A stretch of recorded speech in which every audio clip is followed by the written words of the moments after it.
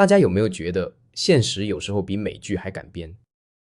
如果我告诉你有一个曾经的高考数学满分得主，北大西班牙语系的顶级学霸，最后成了让美国缉毒局全球通缉的超级反派，你敢信吗？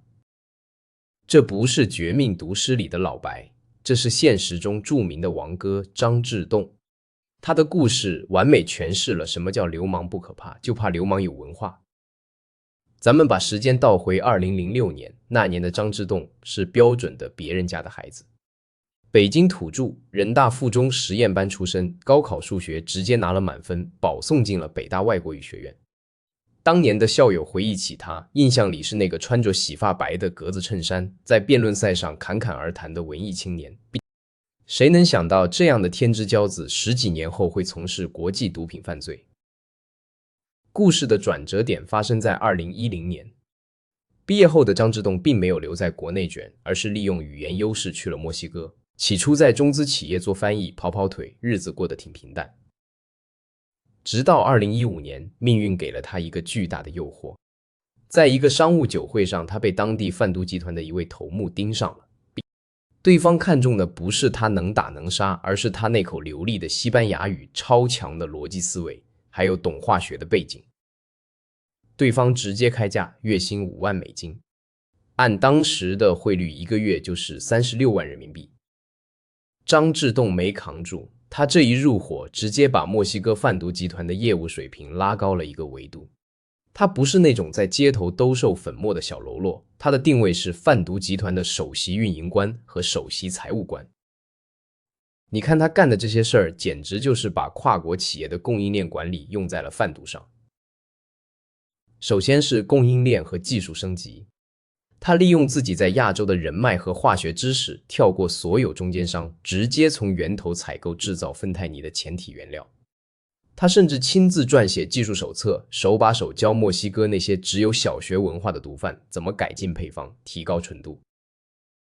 其次是物流通道的伪装隐藏，他在亚洲和美洲的港口之间搭建了一条隐秘的物流通道，把这些违禁品伪装成合法的进出口贸易。在他的账本里，芬太尼被代号为食品，可卡因叫咖啡。如果不看内幕，你以为他在做食品批发生意。最绝的是他的洗钱手段，这才是北大高材生的核心竞争力。他在全球注册了150多家空壳公司，控制着170多个银行账户。他非常懂国际金融监管的漏洞，采用一种叫 structuring 的手法，把巨额毒资拆分成无数笔小额转账，每一笔都精确地卡在银行反洗钱系统的警戒线以下。就像蚂蚁搬家一样，他在2年内悄无声息地洗白了至少1.5亿美金。美国那边虽然看着钱在流，就是抓不到把柄。在道上，他有好几十个代号，呵呵先生、T 先生，最响亮的是那声王哥。他甚至娶了当地老婆，拿了墨西哥国籍，彻底在拉美扎了根。出来混，迟早是要还的。美墨边境毒品走私一直令美国头疼。美国每年因芬太尼过量死亡的人数超过7万，这个数字比越战美军阵亡总人数还多。2019年到2020年间，特朗普政府把芬太尼走私问题当成了国家安全头号威胁。他在推特上多次点名墨西哥，要求墨方打击毒品走私，甚至威胁要对墨西哥商品加征关税。而张志栋正是这条芬太尼供应链上的关键人物之一。第二悬赏500万美金抓他，这个赏金额度在毒贩通缉令里都算是顶配了。直到2024年10月，墨西哥警方终于在一处豪宅把他按住了。你以为这就大结局了，高潮才刚开始。就在引渡前夕，一个匪夷所思的转折出现了。负责审理此案的墨西哥法官突然改判，把张志栋的监狱收押改成了居家软禁。这在墨西哥司法圈里引起了轩然大波，因为像他这种级别面临美国引渡的毒枭，按常理根本不可能获得软禁。外界普遍认为，这背后是贩毒集团动用了巨额资金和政治资源。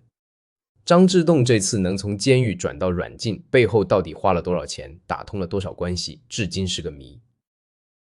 这个判决给了张志栋机会。2025年7月的一个深夜，他上演了一出比《肖申克的救赎》还离谱的逃亡大戏。他拆除并销毁了他的电子手环，利用一条早就挖好的50米地道，直接从软禁的房子钻到了隔壁黑帮控制的安全屋逃了。这操作真的好莱坞编剧都不敢这么写。之后张之洞辗转逃亡多国，国际刑警组织发布了红色通缉令。据莫政府消息人士称，他被俄罗斯拒绝入境后，用假护照抵达古巴。但这种亡命天涯的日子注定不长久。仅仅3个月后，在古巴哈瓦那的一家街头咖啡馆里，拿着伪造葡萄牙护照、化名门德斯，正在喝咖啡的张之洞被古巴警方当场抓获。这一次没有地道，没有直升机，只有冰冷的手铐和随即而来的引渡飞机。现在这位曾经意气风发的北大才子正坐在美国的联邦监狱里，面临着包括走私1000公斤可卡因、1800公斤芬太尼在内的多项重罪指控。这就是王哥的故事，没有那么多大道理，只让人觉得无限唏嘘。大家常调侃说外语加任意一项技能就是王炸，张之洞确实抓了一手王炸，不管是智商、语言还是执行力，他都是顶级的。只可惜他把这手牌打在了最不该打的地方。